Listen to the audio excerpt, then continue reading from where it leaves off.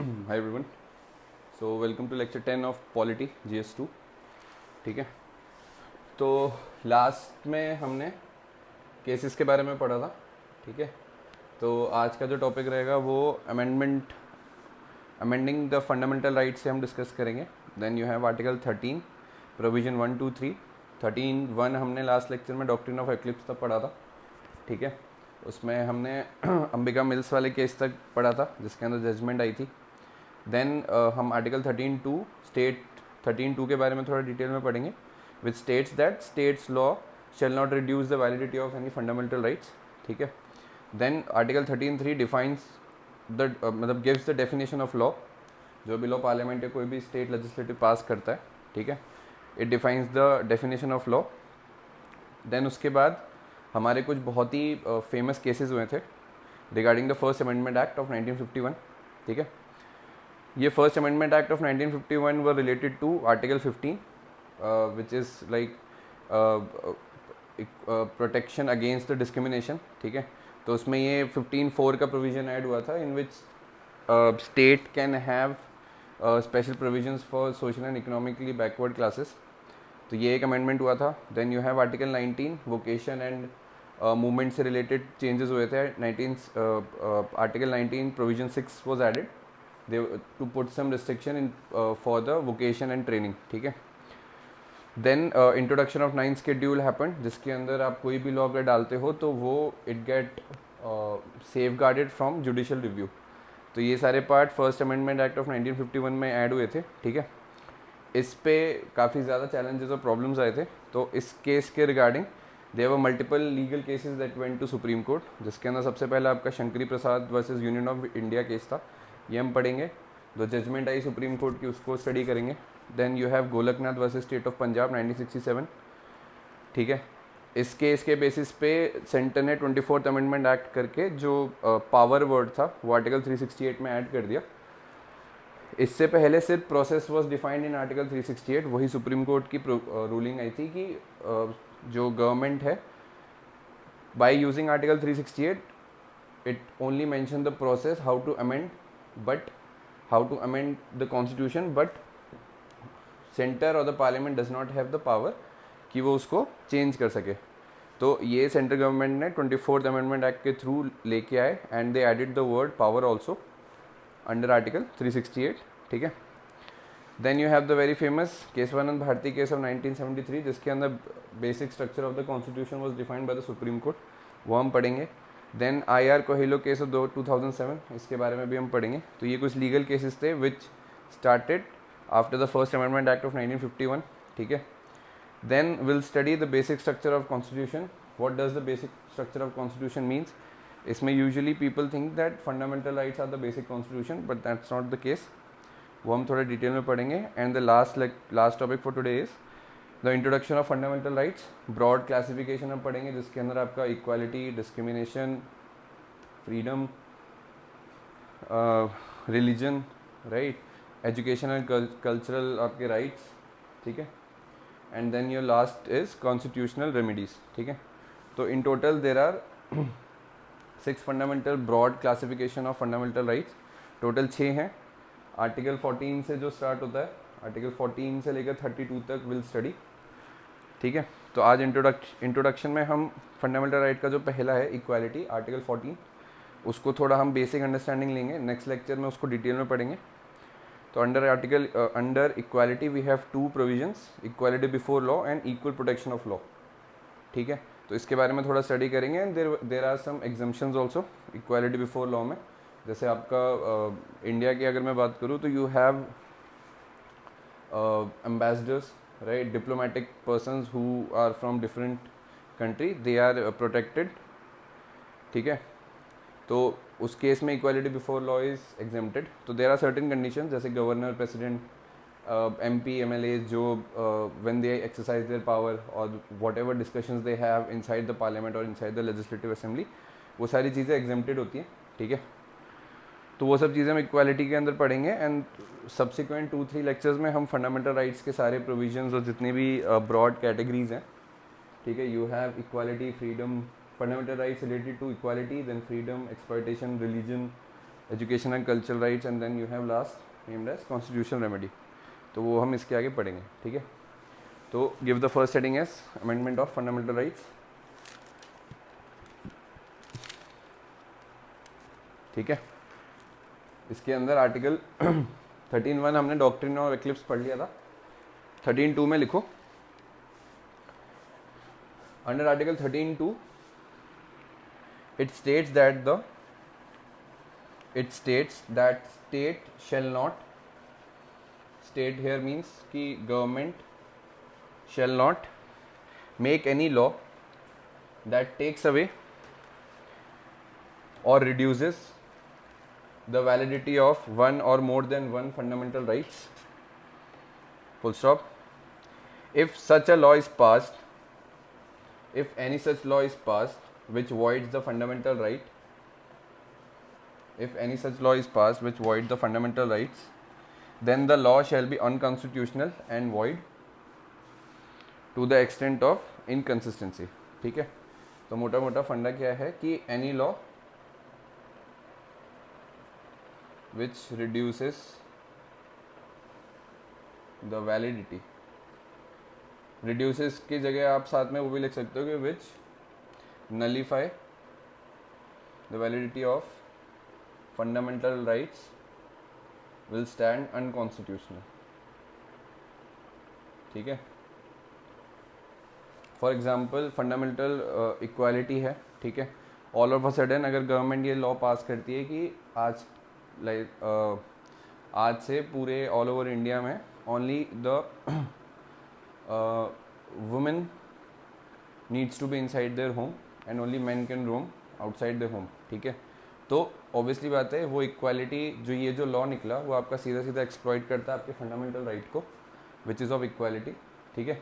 तो ये लॉ के अगेंस्ट अगर कोई सुप्रीम कोर्ट जाता है या कोई अप्रोच करता है जुडिशरी सिस्टम को, तो such law will be unconstitutional nature, और वो जो लॉ निकला था उसको वो नलीफाई कर सकता है जुडिशरी सिस्टम, ठीक है। So this was your article 13(2). Then 13(3) it defines the definition of law, ठीक है। इसको आप अगर एक बारी लक्ष्मीकांत में देख लोगे तो पूरा प्रोविजन वही है कि what does the law means, ठीक है। जो पार्लियामेंट से बिल निकलता है उस पर असेंट मिलता है वो एक लॉ बनता है, right. The catch here is इसके अंदर कहीं भी आपका constitutional amendment is not mentioned, ठीक है। तो इस पॉइंट को याद रखना, बिकॉज आने वाले जो केसेस में हम स्टडी करेंगे वो सारे इससे रिलेटेड होंगे, बिकॉज सुप्रीम कोर्ट की रूलिंग आएगी आगे कि बॉस 13(3) में डेफिनेशन ऑफ लॉ मीन्स जो पार्लियामेंट से निकल के आता है बिल और उसको पास असेंट मिलती है, that defines your law, but constitutional amendment doesn't comes under the criteria of law, ठीक है। तो ये चीज़ याद रखना कि constitutional amendment was not mentioned in the definition of law initially under article 13(3), ठीक है। नाउ ये पॉइंटर्स के बाद we had our first amendment act of 1951, ठीक है। इसमें हमने लिखा था पहला है आपका 15 आर्टिकल 15(1) एंड 15(4), ठीक है। Now article 15(1) states that state shall not discriminate on the basis of caste. अगर आप आर्टिकल को पढ़ोगे उसका पहला जो प्रोविजन है article 15(1), it states that state shall not discriminate on the basis of caste, ठीक है। ये इनिशियली था, इसका जो अमेंडमेंट आया वो 15(4) आया, ठीक है। This was original and this was the amendment. Amendment का मतलब इसमें एडिशन भी हुआ, ठीक है। 15(4) came that state can have provisions for the advancement of backward classes, ठीक है।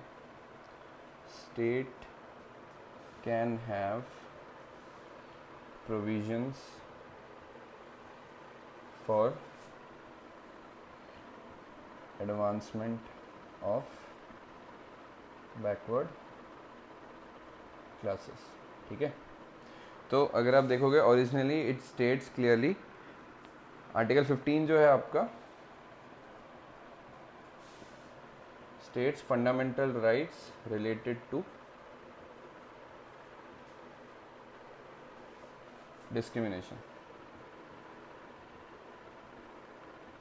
ठीक है। तो आर्टिकल 15 आपका it's a fundamental right related to discrimination, उसका जो पहला प्रोविजन था it states that the state और the government shall not discriminate on the basis of caste. So we have multiple criteria: caste, gender, religion, place of birth and sex, ठीक है। मतलब gender और sex एक ही बात हुई। तो ओरिजिनली 15(1) वॉज मैंशन है कि कास्ट के बेसिस पर डिस्क्रिमिनेशन नहीं होगा, बट अमेंडमेंट आया कि state can have the provision for the advancement of backward class, ठीक है। इसके अंदर भी आगे हम पढ़ेंगे SEBC आया था, socially and economic backward classes, वो मॉन्डल कमीशन और आगे हम पढ़ेंगे, ठीक है। तो this was the first amendment, मतलब फर्स्ट अमेंडमेंट के अंदर जो पहला प्रोविजन था दैट वाज 15(4), ठीक है। इसके साथ ही दूसरा भी आया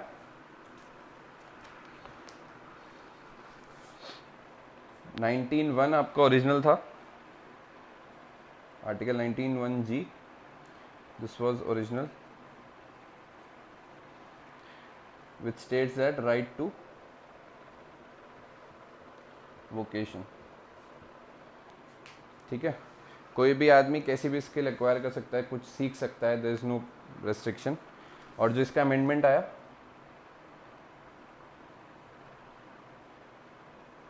that was 19 provision 6, it put the restrictions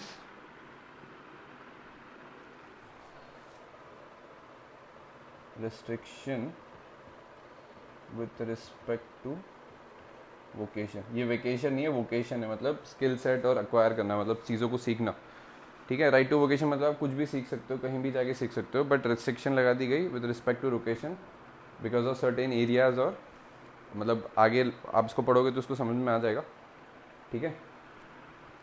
इसके अलावा जो तीसरा अमेंडमेंट था that was related to schedule 9, so this was A15(4) 19(6) and then your introduction of 9th schedule. अब वो 9th शेड्यूल का क्या मतलब है, आई टेल।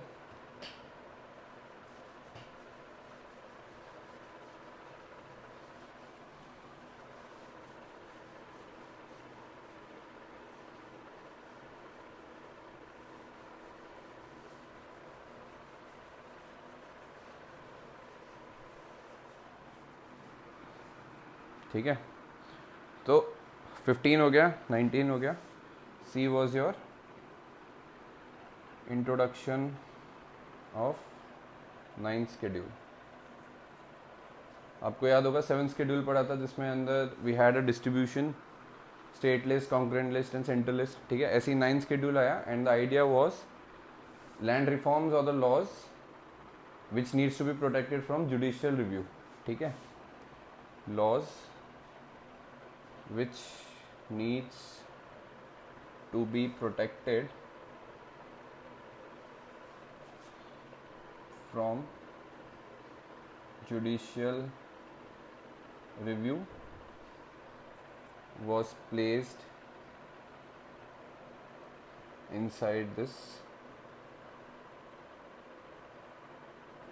schedule, ठीक है।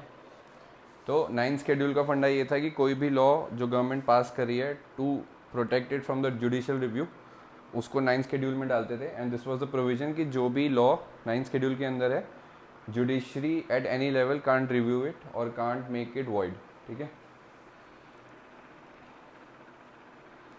ठीक है। So this was C। एक और था वो लिख लो, ये सारा हम फर्स्ट अमेंडमेंट एक्ट डिस्कस कर रहे हैं। The addition of three more grounds to restrict freedom of speech and expression, ठीक है। Freedom of speech and expression आपका फंडामेंटल राइट्स के अंदर आता है, ठीक है। 19 का पार्ट बनेगा वो, ठीक है, आर्टिकल 19। तो अगर आप देखो तो उसका कंटेक्स्ट क्या है, article 14 to 18 you have article related to equality, ठीक है। And then article 19 to 22 specific to freedom, ठीक है। अब इसके अंदर आपका जब आप देखने जाओगे तो आर्टिकल 14 आपका इक्वालिटी है, 15, 16, 17 एंड 18, ठीक है। Then 15 is your discrimination, then 16 is your employment,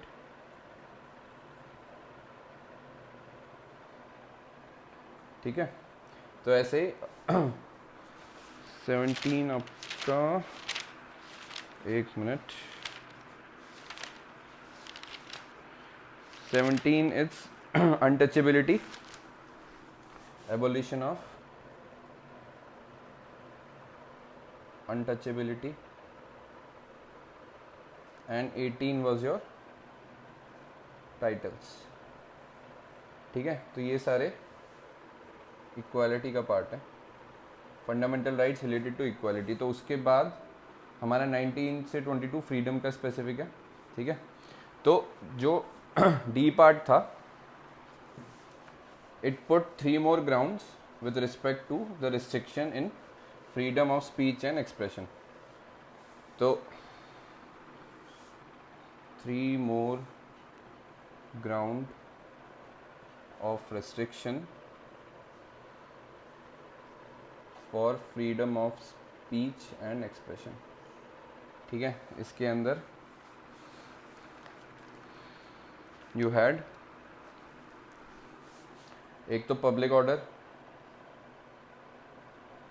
then you have friendly state, ठीक है, and then you have incitement to offence, ठीक है। Freedom of speech and expression को रिस्ट्रिक्ट करने के लिए 3 more grounds फॉर एडिड। इसका मतलब ये है, अगर आपके कोई फ्रीडम, मतलब आप कोई भी स्पीच दे रहे हो जो जिसकी वजह से पब्लिक ऑर्डर ख़राब हो सकता है, तो वहाँ पे आपका ये फंडामेंटल राइट को रिस्ट्रिक्ट करने के लिए था। सेकेंडली, फ्रेंडली स्टेट, मतलब आप किसी एक कंट्री के अगेंस्ट कुछ ऐसा स्पीच दे रहे हो या ऐसा कुछ एक्सप्रेशन जाहिर कर रहे हो जो कि जो country to country friendly relation है उसको डैमेज कर सकता है, तो उस केस में आपका ये जो फंडामेंटल राइट है that needs to be restrictive. And third is incitement of offence, मतलब आप किसी भीड़ को भड़का रहे हो to take law in their own hand, या आप वायलेंस के लिए प्रमोट कर रहे हो, तो उस केस के अंदर भी आपका जो freedom of speech and expression है that needs to be restricted, ठीक है। तो ये सारे 4 जो थे वो आपके fundamental first amendment act of 1951 का पार्ट थे, ठीक है। तो इसके अंदर अब आगे कुछ पॉइंटर्स लिख लो। However, seemingly against the provisions of Article 13, Provision 2, First Amendment Act 1951 introduced Article 15(4), which was apparently against the spirit of Article 15, जो हमने डिस्कस करा, डिस्क्रिमिनेशन नहीं होना चाहिए कास्ट के बेसिस पे, बट 15(4) was promoting it, ठीक है। Next right, the First Amendment Act also amended Article 19(6) through which reasonable restrictions were put on the right to vocation, ठीक है, जो हमने डिस्कस करा। Next right, First Amendment Act also introduced the 9th schedule to the Constitution, which took away the powers of judicial review of the court. That is, the laws added in the 9 schedules were supposed not to be questioned in the court on the ground that the law was violating the fundamental rights, ठीक है। तो ये हमने discuss करा कि अगर कोई भी लॉ फंडामेंटल राइट्स को अगर एक्सप्लॉइट भी कर रहा है, if that is put in 9th schedule, then judicial review or judicial questioning is not valid, ठीक है, वो आप कर ही नहीं सकते उस चीज़ को, ठीक है। तो यहाँ पे हमारा पहला केस आता है। However, next लिख लो, however, the First Amendment Act was challenged before the Supreme Court in Shankari Prasad versus Union of India case, but eventually the ruling came in the favour of parliament, ठीक है। इस amendment act को challenge करा शंकरी प्रसाद ने, which was famously known as Shankari Prasad versus union of India case of 1951, ठीक है। और इसकी जो सुप्रीम कोर्ट की रूलिंग थी ये इंपॉर्टेंट है, ठीक है। सुप्रीम कोर्ट की रूलिंग पार्लियामेंट के फेवर में आई. Why? The logic was, supreme court की जो रूलिंग थी वो लिख लो. Supreme court said that the constitutional amendment doesn't come under the article of 13(3) in the definition of law. ठीक है, तो जो हमने इनिशियली बात करी थी, सुप्रीम कोर्ट की रूलिंग आई यूनियन ऑफ इंडिया के केस में, as it states that article 13(3) doesn't define constitutional amendment as part of law. ठीक है, ठीक है. इसमें नेक्स्ट लिखो, सुप्रीम कोर्ट की रूलिंग के अंदर ही, दे reiterate that if Article 13 Provision 2 is impacted by only law, दोबारा लिखो, they reiterated, they मतलब supreme court reiterated that if Article 13(2) is impacted by any law, then we would have asked the government of India to pull back the law, but since amendment acts are not defined in the Article 13 as part of definition of law, hence court need to support the government of India. ठीक है, next लिख लो इसमें, supreme court declared that the parliament enjoys two type of legislative powers. First is your ordinary legislative power and second is your constitutional power, which comes under Article 368. ठीक है, तो supreme court ने इधर दो powers declare कर दी parliament की. ठीक है, one is your ordinary legislative power and second is your constitutional legislative power. ठीक है, ये है आपका 368 और ये आपका नॉर्मल जो पार्लियामेंट से लॉ पास निकलता है विच डिफाइंस अंडर लॉ. ठीक है, तो सुप्रीम कोर्ट ने ये जब रूलिंग फेवर में दी गवर्नमेंट ऑफ इंडिया के, उन्होंने कहा कि भाई जो पार्लियामेंट है, पार्लियामेंट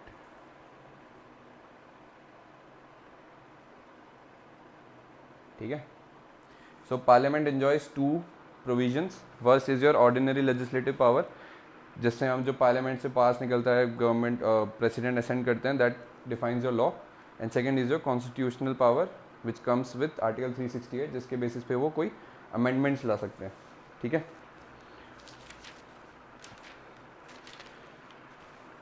नेक्स्ट लिख लो इसी के अंदर, शंकरी प्रसाद का केस डिस्कस करें.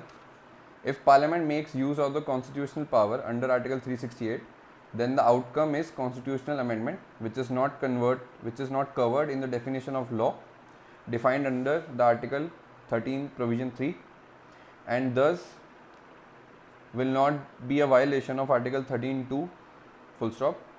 However, if Parliament exercises ordinary legislative power, then the result is law as defined under Article 13(3) and would be void if it goes against the fundamental rights. ठीक है, supreme court ने ये बोला कि भाई अगर तुम नॉर्मल लॉ बनाते और वो उस केस में फंडामेंटल राइट्स को वॉइड करता, then supreme court would have asked और would have rolled back the law which was implemented, या उसको डिक्लेयर करते कि भाई वो वॉइड है and it can not be applied. But since parliament ने आर्टिकल 368 यूज़ करके कॉन्स्टिट्यूशनल अमेंडमेंट लेके आया, hence supreme court can't do anything because constitutional amendment was not defined in article 13 as a definition of law. ठीक है, so this was your Shankari Prasad versus union of India case 1951. ठीक है, अब इसका ही एक एक्सटेंशन आया in year 1967 as Golaknath versus state of Punjab.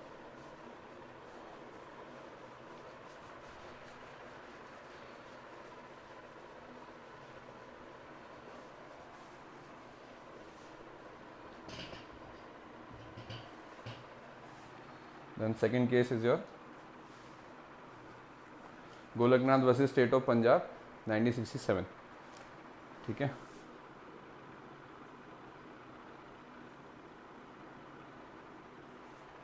Versus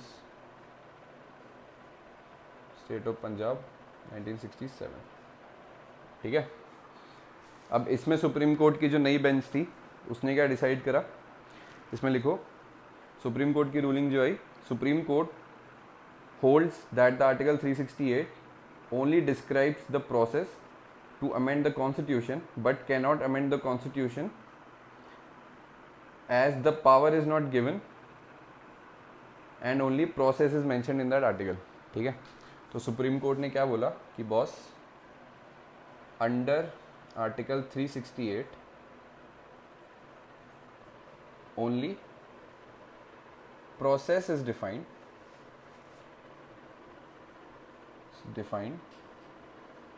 to amend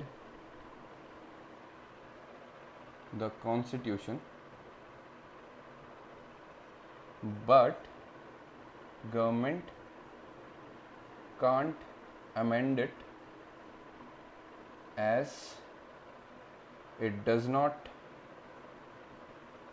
have the power to use article 368. ठीक है, फंडा क्या है, सुप्रीम कोर्ट ने ये बोला कि बॉस आर्टिकल 368 में सिर्फ प्रोसेस डिफाइंड है कि आप कैसे कैसे कर सकते हो, बट कहीं पे भी द वर्ड पावर और the authority is not mentioned जिसके बेसिस पे गवर्नमेंट डायरेक्टली उस कॉन्स्टिट्यूशन को बदल सके यूजिंग आर्टिकल 368. सिर्फ ये बताया गया कैसे करना है, बट अथॉरिटी या जो पावर मिलनी चाहिए गवर्नमेंट को वो कहीं डिफाइंड नहीं है. Hence, Constitution cannot be amended that easily. ये सुप्रीम कोर्ट की वर्डिक्ट थी. ठीक है, अब इसमें it was a smart play by the government of India. उसने government of India saw the conflict between benches थी, मतलब बेसिक. ठीक है, conflict between Shankari Prasad and Golaknath bench. ठीक है, अब गवर्नमेंट ऑफ इंडिया ने ये देख लिया कि शंकरी प्रसाद का वर्डिक्ट तो हमारे फेवर में, बट जिस बेंच ने गोलकनाथ वाले केस को देखा था they were stating something else which could be very difficult for them. So what they did, government of India bought 24th Amendment Act 1971 and they added the word power in article 368. ठीक है, देखो शंकरी प्रसाद वाले case में supreme court की ruling favour में थी government के, तो कोई प्रॉब्लम नहीं हुई. ठीक है, शंकरी प्रसाद के केस में सिंपल सुप्रीम कोर्ट ने बोला कि भाई हम लॉ विच इज़ अ मतलब लॉ जो कि एक ऑर्डिनरी लेजिस्लेटिव प्रोसेस के थ्रू आया, हम उसको चैलेंज कर सकते हैं, हम उसके अगेंस्ट रूलिंग दे सकते हैं. बट अगर गवर्नमेंट कॉन्स्टिट्यूशन अमेंडमेंट यूज़ कर रही है तो हम कुछ नहीं कर सकते, बिकॉज आर्टिकल 13 के अंदर डेफिनेशन ऑफ लॉ में कॉन्स्टिट्यूशन अमेंडमेंट कहीं मेंशन नहीं है. Right, only your ordinary law is defined. तो उस केस में गवर्नमेंट ऑफ इंडिया के फेवर में रूलिंग चली गई. ठीक है, बट जब गोलकनाथ वाला केस गया सुप्रीम कोर्ट में, गोलकनाथ वाले केस में सुप्रीम कोर्ट ने ये ऑब्जर्वेशन दी कि जिस आर्टिकल को यूज़ करके आप कॉन्स्टिट्यूशनल अमेंडमेंट कर रहे हो उसमें कहीं पे भी power is not given to the government. ठीक है, वहाँ पे सिर्फ प्रोसेस डिफाइंड है कैसे कर सकते हो, but the authority is not defined. ठीक है, तो this statement was to an extent was against the government of India. To counter that what government did, government ने 24th अमेंडमेंट एक्ट लाया and they simply added the word power in article 368. इसके add होते ही ये वाला जो statement है that becomes null and void by the supreme court और government can have their own way. ठीक है, तो this was a smart move by the government. उन्होंने देखा कि दो बेंचेस में कॉन्फ्लिक्ट आ रहा है, to avoid any uncertainty 24th amendment act 1971 लिखे है and they added the word power in article 368. ठीक है, लिख लो इसको.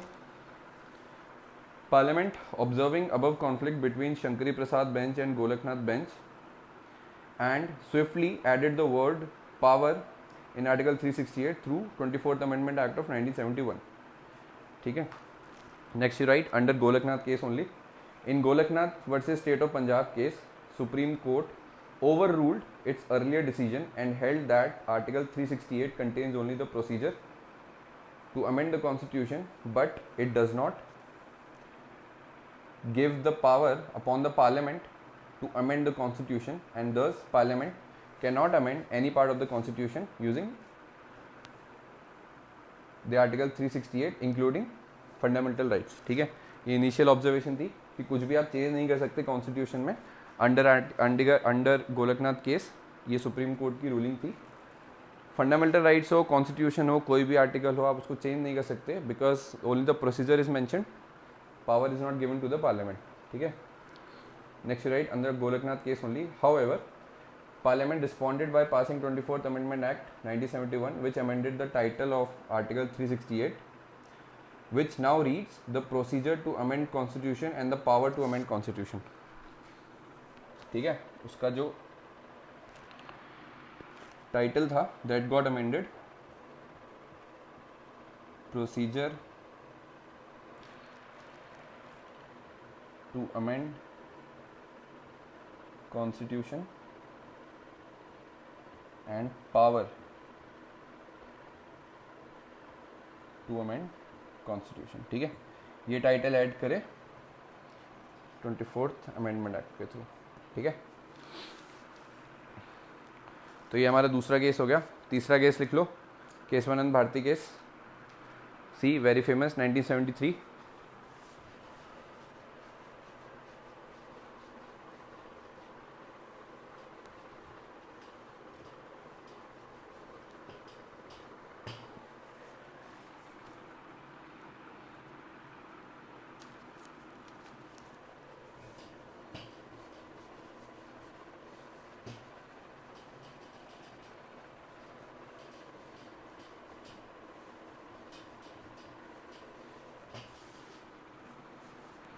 ठीक है, तो तीसरा केस है Kesavananda Bharati case of 1973। Supreme court की क्या रूलिंग थी वो लिख लो। It was versus state of Kerala. ठीक है, इसमें लिखो under this the 24th Amendment Act which amended the title of 368 was challenged among other things, but the Supreme Court upheld the constitutional validity of the 24th Amendment Act and declared that the Parliament, by the virtue of its power under Article 368, can amend any part of the Constitution, including the amendments in fundamental rights. However, no amendments should disturb the basic structure of Indian Constitution. ठीक है, तो जो case था, it was filed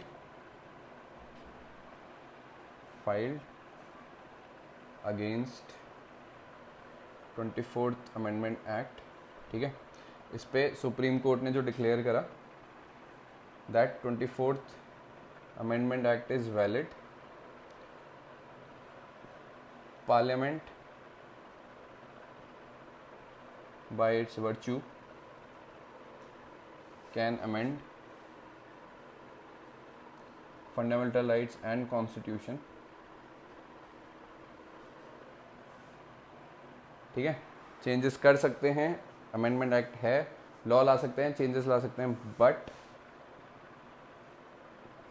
amendment changes modification of fundamental rights and constitution should not hamper the basic structure of Indian constitution. ठीक है, ये basic structure. ठीक है, समझ में आ गया। सुप्रीम कोर्ट ने जो वर्डिक्ट दिया which was filed against the 24th amendment act, उसको वैलिड बोला। कॉन्स्टिट्यूशन अमेंडमेंट जो अमेंडमेंट हुआ है वो वैलिड है। Parliament by its virtue have the right to create the laws, to amend the constitution, to amend the fundamental rights, but जो भी amendment changes modification है with respect to fundamental rights and constitution should not hamper और impact और change the basic structure of the Indian constitution. This was the verdict given by the supreme court. ठीक है,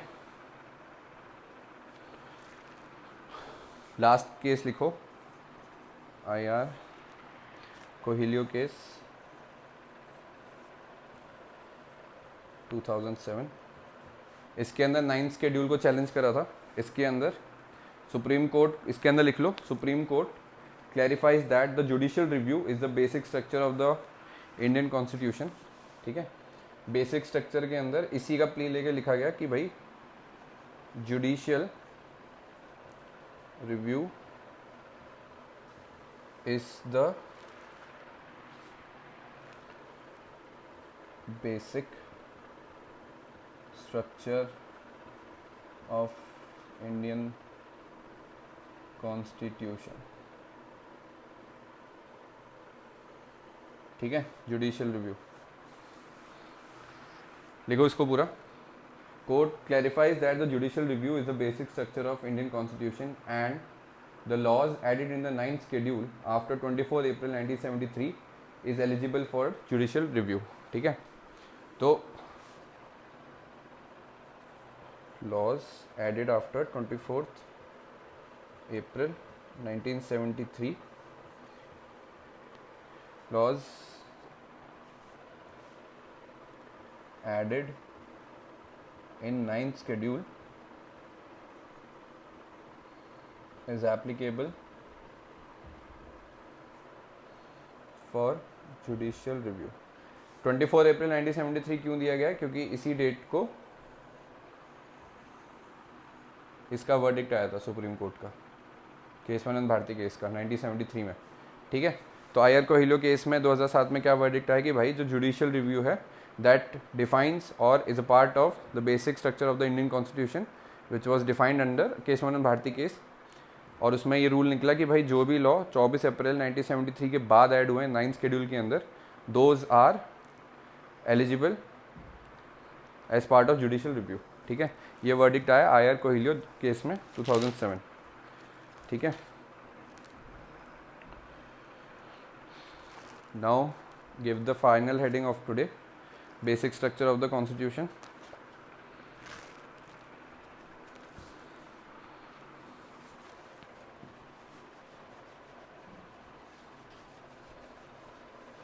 अब usually क्या है, अगर आप अभी हमने जितना स्टडी करा उसको आप लक्ष्मीकांत से पढ़ोगे तो विल गेट टू नो कि basic structure usually sounds like कि फंडामेंटल राइट्स जो हैं that only defines your basic structure of the constitution. ठीक है, but to the surprise and conceptual building के लिए इंपॉर्टेंट है, fundamental rights are not your basic structure of constitution. ठीक है, तो बताते हैं अभी.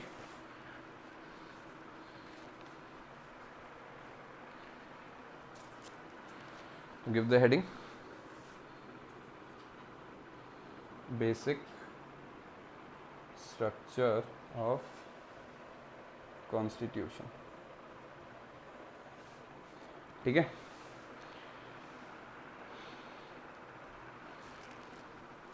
इसके अंदर लिखो fundamental rights is not the basic structure of Indian constitution. ठीक है, रीजन आगे लिख लो. Fundamental rights can't be change, edited, deleted. Initially fundamental rights can't be change, edited और deleted, but it happened for right to property which was removed from the fundamental rights. ठीक है, article 30A था शायद से, एक बार validate कर लेना. which was removed, which was right to property. ठीक है, अब क्योंकि फंडामेंटल राइट्स 30A हट गया था, मतलब 300A I guess still is present, मेरे वैलिडेट कर लेना. वो एक कॉन्स्टिट्यूशनल राइट है बट फंडामेंटल राइट नहीं है. ठीक है, क्योंकि फंडामेंटल राइट से आपने एक फंडामेंटल राइट को एडिट करा, मॉडिफाई करा, डिलीट करा. ठीक है, इवन दो वो कॉन्स्टिट्यूशनल राइट है but it does not signify the basic structure of the constitution, because basic structure of the constitution can never be modified as per the Keshwanand Bharti case. उस case के अंदर we can conclude that fundamental rights is not the basic structure of Indian constitution. ठीक है, तो ये important है concept के लिए. कोई भी पूछ सकता है कि भाई is the fundamental right the basic structure of the constitution? No. ठीक है, next right. However, Supreme Court did not define what the basic structure of constitution is, though in number of cases judiciary has been indicating those parts of the constitution which forms the basic structure of constitution. ठीक है, अलग से कोई definition नहीं है, no separate definition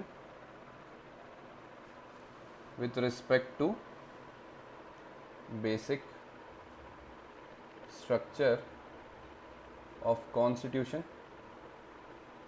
ठीक है, but जो जुडिशरी की रूलिंग्स आ रही हैं, जुडिशरी के जो प्रोसीजर्स हैं, उसके अंदर we can have the basic idea कि what does the basic structure of constitution means.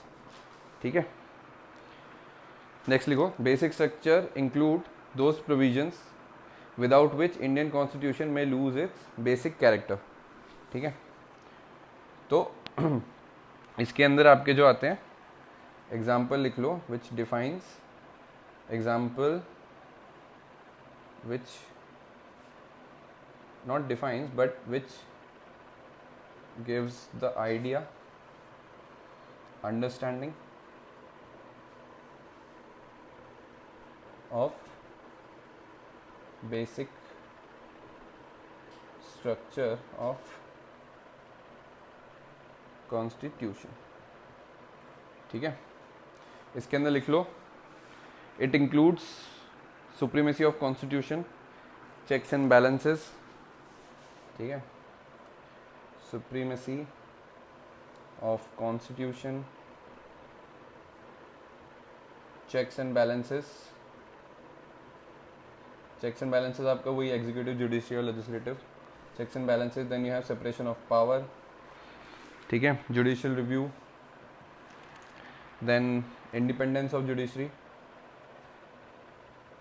हमने इनिशियली वेन डायग्राम से समझा था इंडिपेंडेंस ऑफ जुडिशरी. ठीक है, then you have socialism,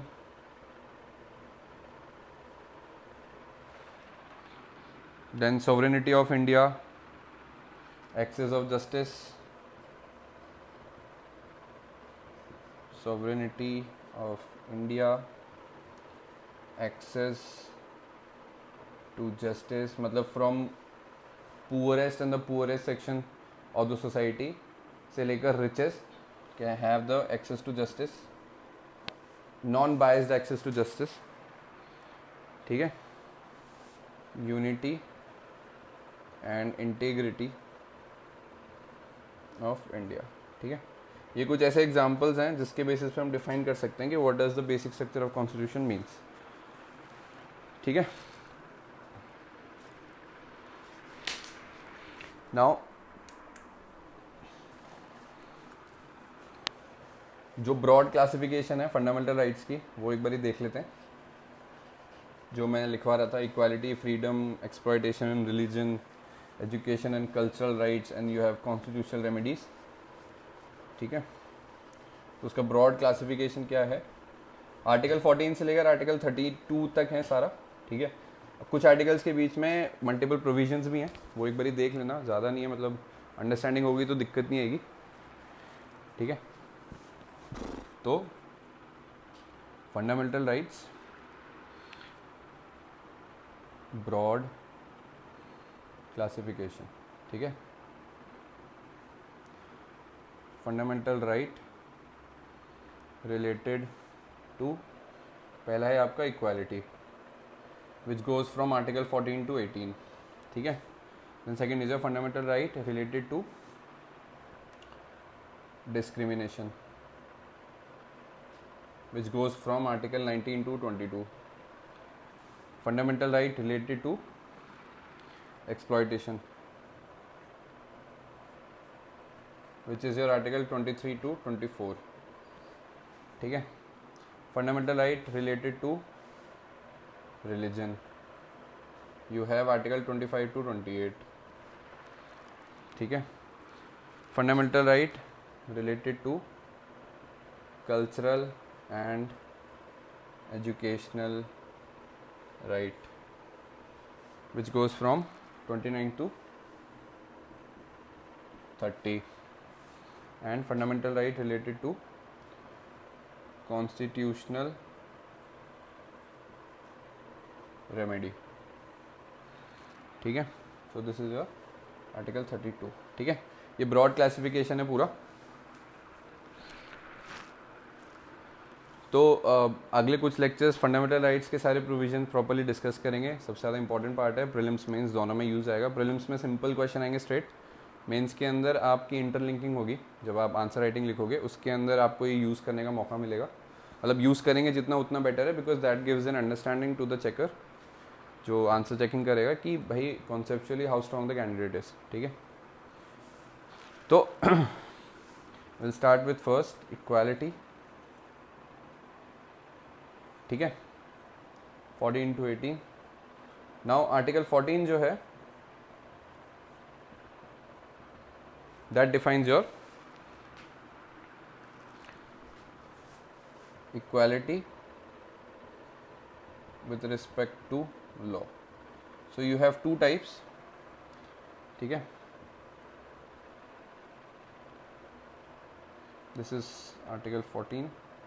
You have equality of law and equal protection of law.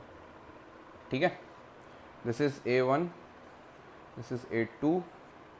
Equality of law is derived from UK and equal protection of law is derived from USA. ठीक है, now as a concept building, equality of law simply means अगर आपने किसी का murder कर दिया, for example article 30 मतलब IPC 302 लगेगा. ठीक है, मर्डर का चार्जेस. अब इक्वालिटी ऑफ लॉ का मतलब ये है कि आप दुनिया के सबसे रईस आदमी क्यों ना हो इंडिया के अंदर, ठीक है, लेट्स से अंबानी, ठीक है, और आप एक poorest of the poor person क्यों ना हो, लेट्स से मतलब सबसे poor section of the society क्यों ना हो, अगर आपने किसी का मर्डर करा है तो लॉ की नज़र में आप इक्वल हो. You will get the same punishment if proven in the court that yes you had done the crime and that crime signifies और जस्टिफाइज एट IPC 302. उस केस में जो सज़ा मिलेगी वो रिचेस्ट पर्सन को भी उतनी मिलेगी जितना पुअरेस्ट पर्सन को मिलेगी. So that defines your equality of law. ठीक है, इसके अंदर एग्जाम्पल लिख लो. For example article 302 is applicable in a same manner if it applies to the richest person as well as the poorest person. और richest person में लिख लो अंबानी लिख लो, और पुअरेस्ट में you can write beggar for example. ठीक है, तो वो कॉन्सेप्ट याद रहेगा. ठीक है, सो इक्वालिटी में लिख लो state shall not deny, state shall not deny to any individual the provisions of equality before law and equal protection of law. ठीक है, for example murder charges under IPC 302 will be applied on the richest person like Ambani Tatas, right, if they have committed the crime, as well as the poorest person like beggar. ठीक है, next you write Article 14 says that state shall not deny any person the equality before law or equal protection of law. ठीक है, दोनों ही provision सबके लिए बराबर हैं, कोई भी किसी भी तरह का डिस्क्रिमिनेशन नहीं है, राइट. नेक्स्ट लिखो equality before law originated in England and it is a negatively worded ठीक है, as it treats or justifies the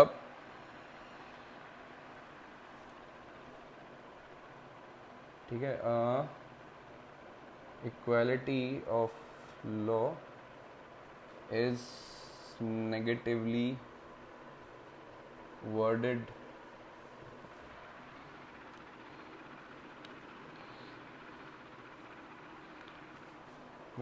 as absence of privileges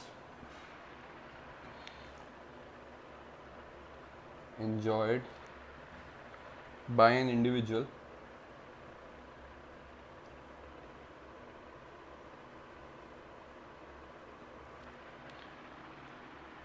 in the eyes of law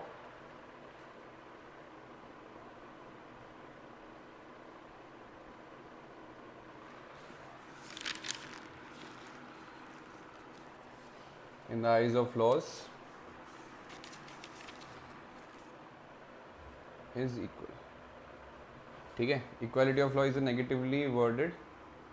That means as absence of privileges enjoyed by an individual in the eyes of law is equal. ठीक है, absence slash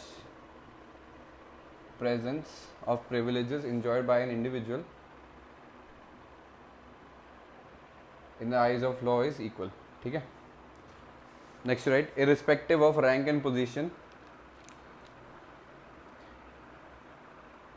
irrespective of rank and position, equality before law is applicable, and as per the law they all should be treated equally. ठीक है, next right, it means that all persons are subject to ordinary jurisdiction of court. ठीक है, next point ज़्यादा important है because इसमें exemptions हैं कुछ. Article 14 guarantees article 14 guarantees only jurisdictory, article 14 guarantees only jurisdictory equality.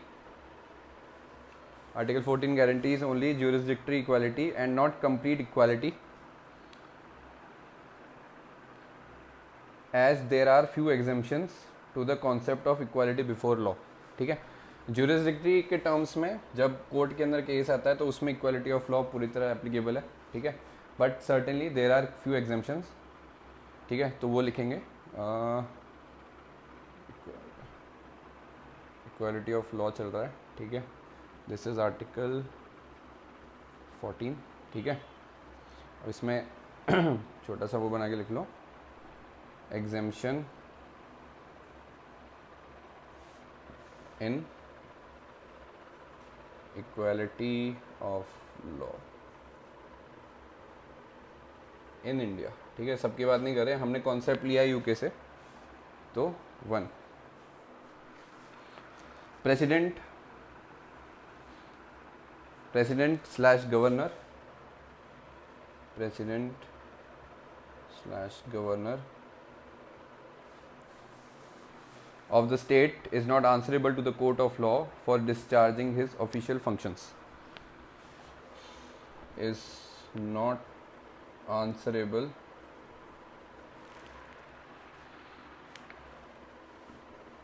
to the court of law for discharging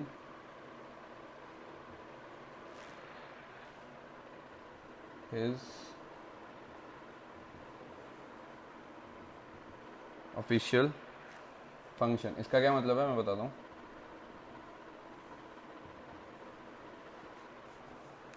for example national emergency है, national emergency president ने लगा दी, वो उनका एक ऑफिशियल फंक्शन है. मतलब कॉन्स्टिट्यूशन ने प्रेसिडेंट को राइट्स दिए हैं कि आप असेंड कर सकते हो इमरजेंसी के लिए. Same goes for president rule के लिए. गवर्नर ने अगर इम्प्लीमेंट कर दिया कि भाई ठीक है लॉ एंड ऑर्डर नहीं चल रहा स्टेट के अंदर, गवर्नमेंट कैन इन्फोर्स, मतलब गवर्नर भेज सकता है रिपोर्ट अपनी प्रेसिडेंट को और फिर प्रेसिडेंट लगा सकता है. दोनों ही roles and responsibility are official function. Official function के बेसिस पे जो भी रिस्पॉन्सिबिलिटी या जो एक्शंस या जो डिसीजन लिए गए हैं उसके लिए president and governor is not answerable to any court of the country.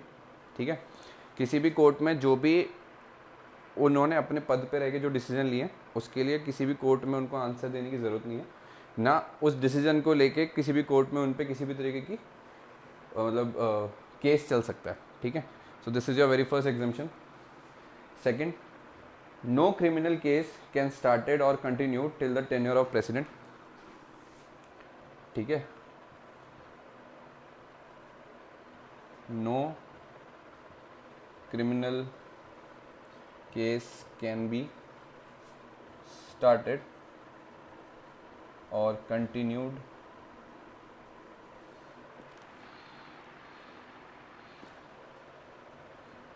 till the tenure of president, ठीक है। कोई भी XYZ अगर प्रेसिडेंट हैं तो उनके अगेंस्ट, जब तक वो प्रेसिडेंट है, उनके अगेंस्ट कोई भी क्रिमिनल केस ना तो स्टार्ट हो सकता है ना कंटिन्यू हो सकता है। लेट्स से XYZ कोई पर्सन थे, बिफोर ही और शी बिकमिंग द प्रेसिडेंट उन पे कोई क्रिमिनल चार्ज लगा हुआ है जिस पे केस चल रहा है, बट एज सून एज ही और शी बिकम्स द प्रेसिडेंट वो केस रुक जाएगा, मतलब उसको डिमिनिश कर दिया जाएगा, और कोई भी नया case specific to criminal case can't be started against that person who is the president, but after his tenure as a president is over and the constitutional right, constitutional position है basically president, अगर वो हट जाता है वहाँ से, उसके बाद आप वापस क्रिमिनल केस कंटिन्यू कर सकते हो, but till the time the person is a president no criminal case can be started और कंटिन्यूड, ठीक है, in any court of the country. Next right, ये बी हो गया, सी लिखो। No civil case, no civil case where relief is demanded can be instituted / started against the president or the governor without giving a prior notice of 2 months, ठीक है। Civil case जो होता है can't be started against governor, president without giving 2 months notice, ठीक है। कोई भी civil case है, जैसे रेंट पे कोई चीज़ ली उन्होंने, ठीक है, उसका पेमेंट नहीं करा फॉर एग्जांपल, वो सिविल केस के अंदर आता है। जैसे रियल एस्टेट प्रॉपर्टी के जो भी केस होते हैं वो सिविल केस में मानते हैं। क्रिमिनल केस आपका जैसे अटेम्प्ट टू मर्डर वो सारी चीज़ें क्रिमिनल केस में आती हैं, ठीक है, रॉबरी। सिविल केस मतलब जैसे आपने रेंट पे कोई प्रॉपर्टी ली, आपने रेंट पे कोई प्रॉपर्टी दी बट रेंट नहीं मिल रहा, सिविल केस में आ जाएगा वो। तो उस केस में civil case can't be started against the governor और the president without giving 2 months notice. अगर मेरे को कोई सिविल केस प्रेसिडेंट या किसी भी गवर्नर के अगेंस्ट स्टार्ट करना है तो पहले मुझे 2 month का नोटिस देना पड़ेगा उनको, and then only the case can be started because the person is holding a constitutional position, ठीक है। क्रिमिनल केस नहीं कर सकता start in case of president, governor और प्रेसिडेंट के केस में मैं सिविल केस स्टार्ट कर सकता हूँ but only after giving a 2 month notice, ठीक है। डी लिख लो। MP MLA can be exempted from being the witness of any case when the session is in progress, ठीक है। तो MP MLA can be exempted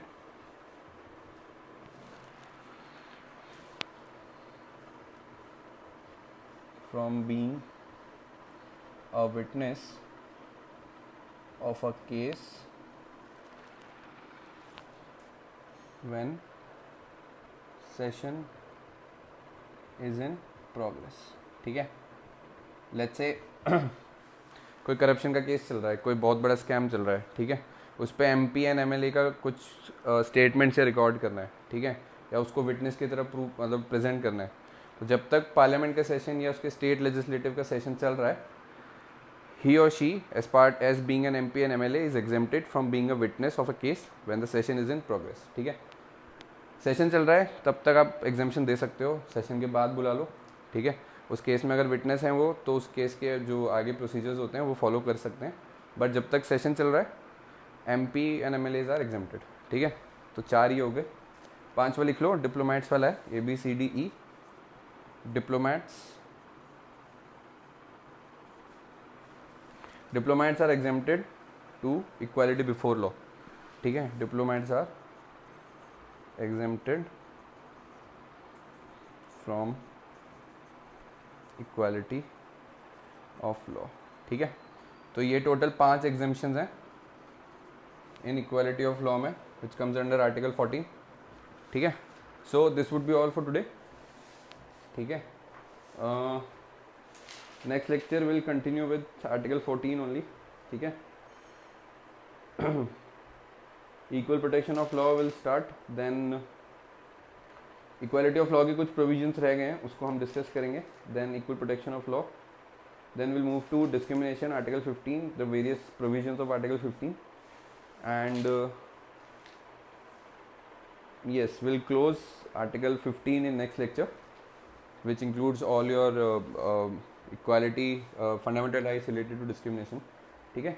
So till then keep studying. I hope you like this video informative. Like, share and subscribe if you like it. कोई query है तो comment section में छोड़ देना. Answer writing current affairs will start soon, ठीक है. And for all those who will be giving exam tomorrow, all the very best, and I'll see you in the next one.